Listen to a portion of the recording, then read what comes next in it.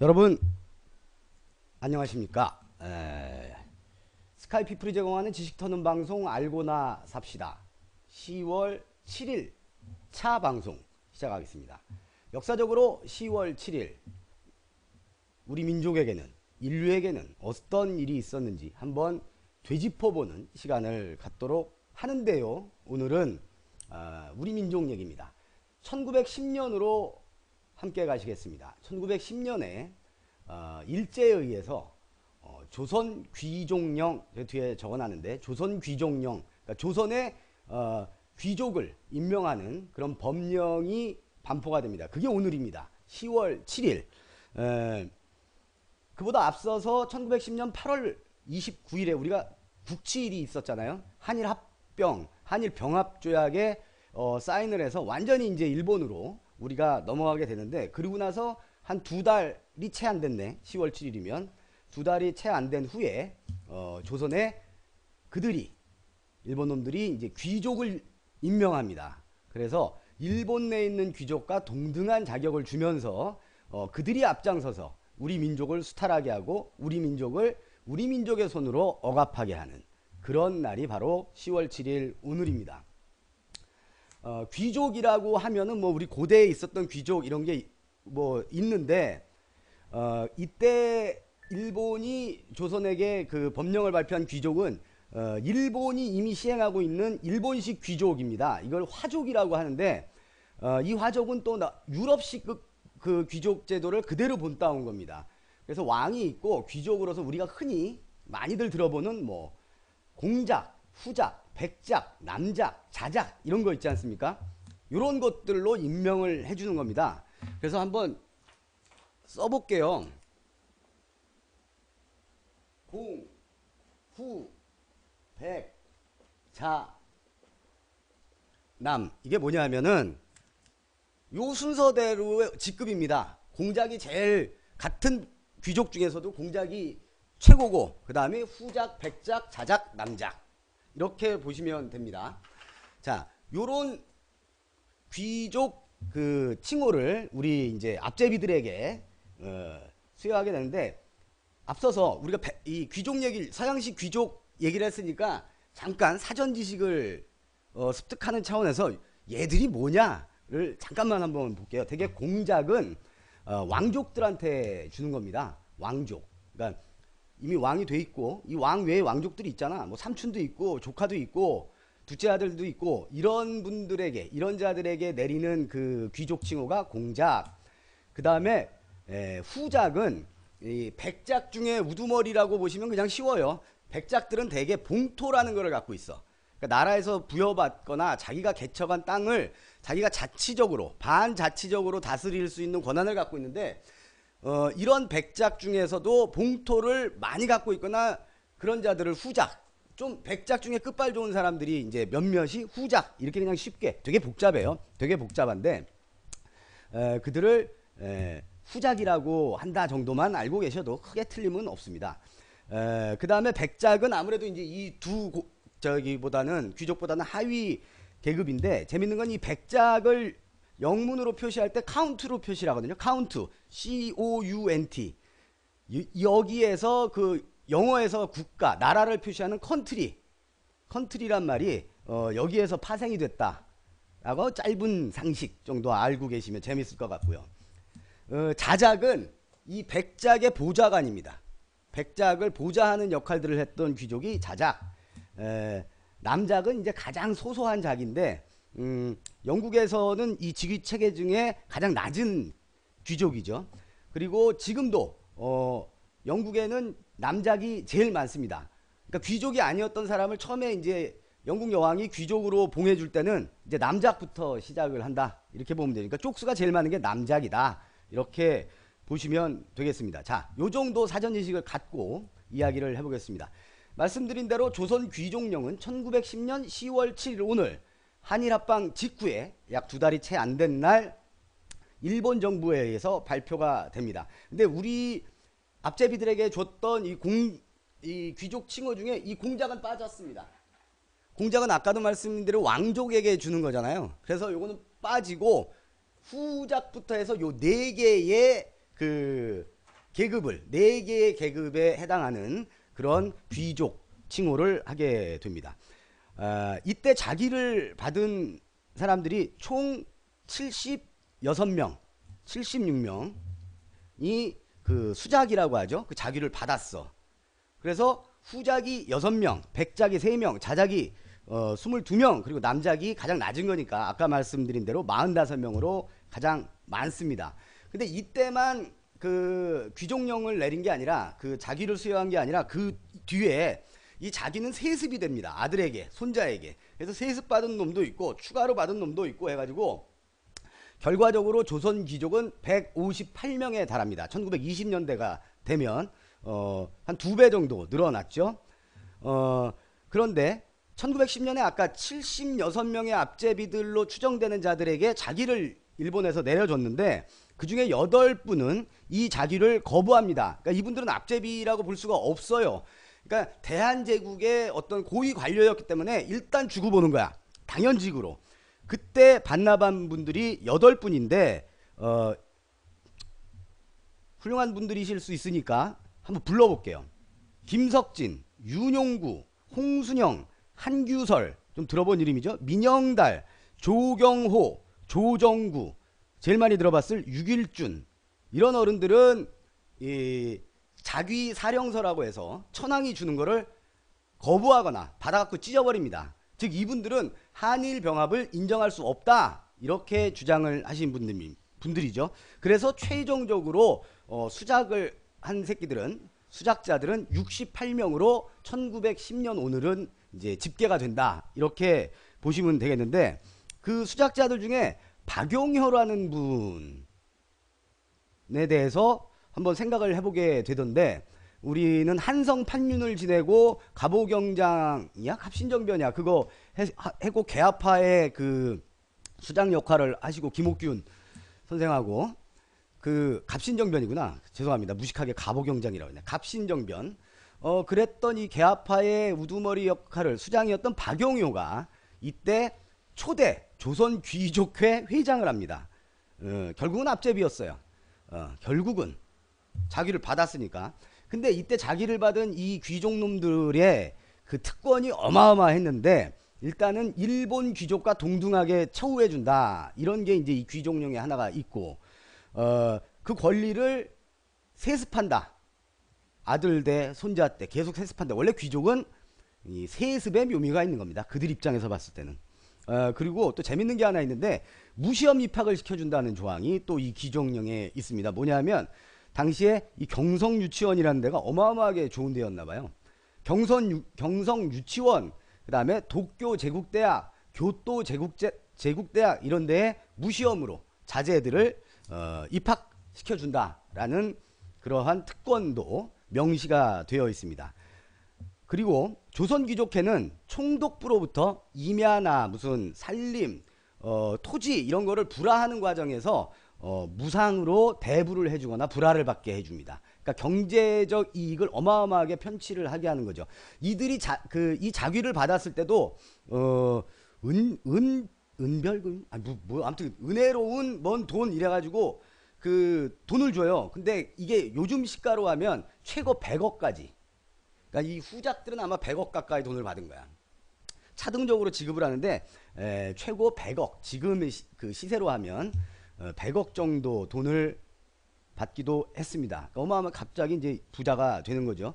그래서 이 후작들은 대부분 외척들입니다. 그 고종이나 순종 또는 그 이전에 철종까지 올라가서 대부분 외척들이에요. 박용호가 철종 사위거든. 아까 말한 그 조선 귀족회 회장하던 박용호가 철종 사위야. 그래서 여기서 이제 또 자귀를 받기도 하죠. 그리고 이제 백작은 우리가 잘 아는 이완용을 비롯한 아주 유명한 나쁜 놈들, 우리가 흔히 을사오적이라고도 하고 정미칠적 이렇게 있었던 당시에 그 내각을 구성하고 있었던 그 개새끼들이 이제 백작을 받는 거고요. 그 다음에 뭐 그 똘마니들이 자작, 남작 이렇게 받았겠죠. 그런데 이 자귀를 받고 나서 박탈당한 놈들도 있습니다. 근데 이 놈들이라고 말하면 또 사실 이게 어폐가 있어. 박탈당한 놈도 있고 박탈당한 분도 계십니다. 그래서 먼저 박탈당한 분들을 좀 한번 여러분과 함께 공유를 좀 해보려고 하는데, 김사준이라는 양반은 남작을 받았어요. 수여받았는데 조선보안법 위반 사건으로 징역을 살합니다. 그래서 이거를 박탈당해요. 조선보안법 위반. 일제치하의 조선보안법이니까 꼭 국가보안법이죠. 뭐 지금의 국가보안법.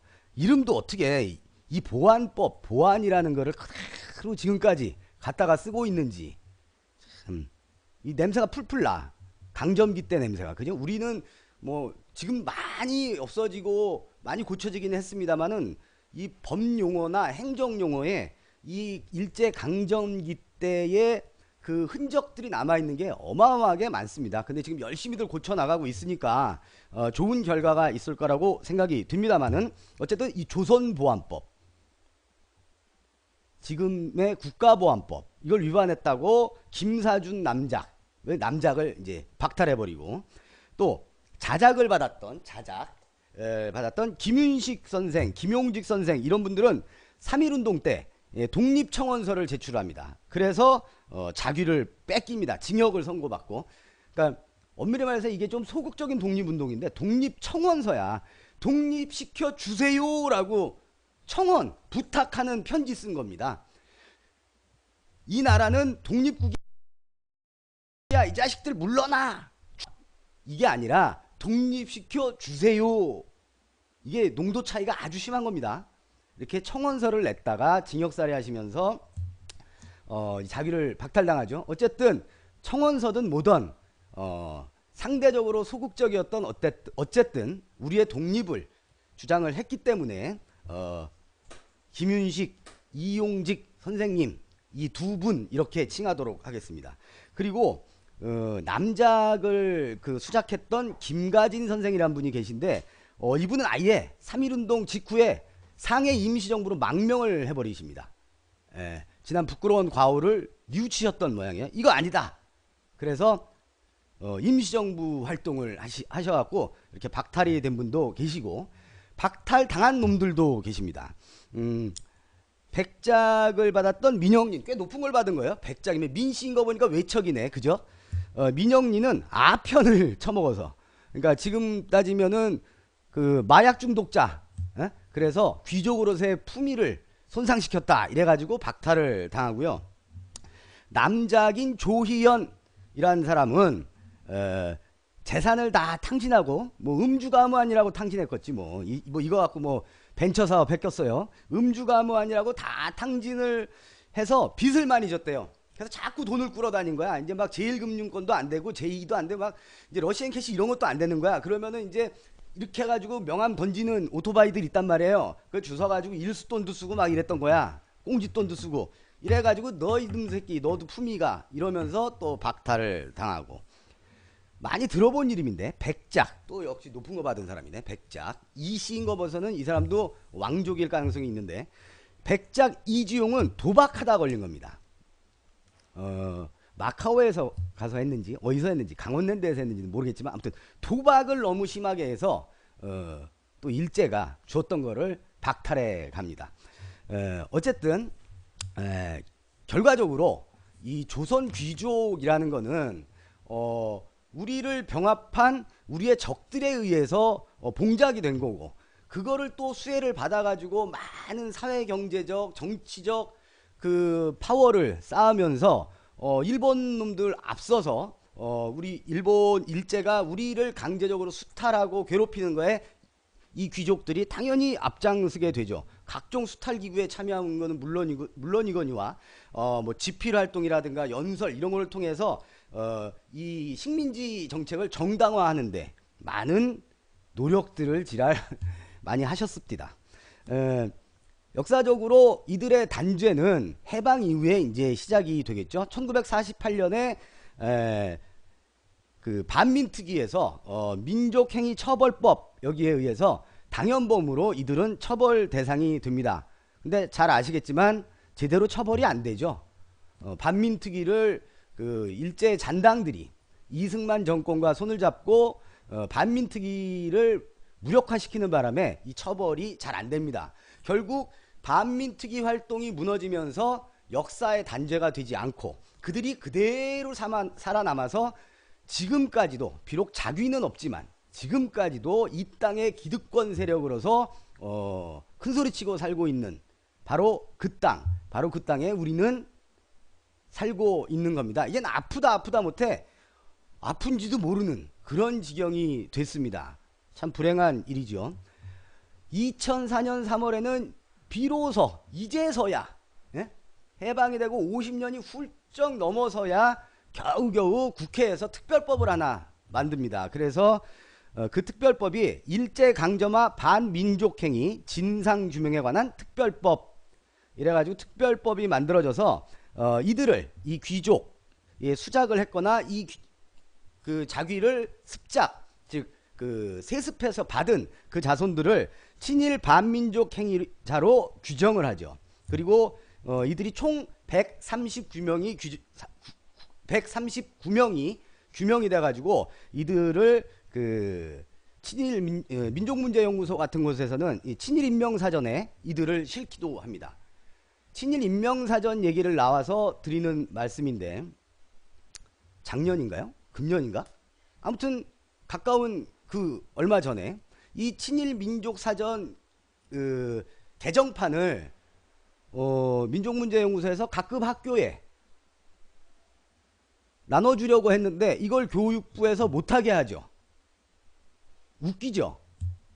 우리가 식민통치를 당했고 우리 식민통치를 앞장서서 앞잡이 노릇을 하면서 그 수탈의 그 정점에 섰던 그자들, 우리 민족에게 반하는 행위들을 했던 그자들을 일목요연하게 정리를 해서 사전을 만들어서 그걸 애들한테 교육 좀 이거 보고 배워라, 이런 짓 하면 안 된다 라고, 그것도 뭐 교과 과목에 넣은 것도 아니고 도서관 같은데 비치해 놓고 뜻 있는 학생들 지나가면서 이렇게 한 번씩 훑어보게 해라 라서 배포를 하려고 하니까 교육부에서 이게 안 된다 그럽니다.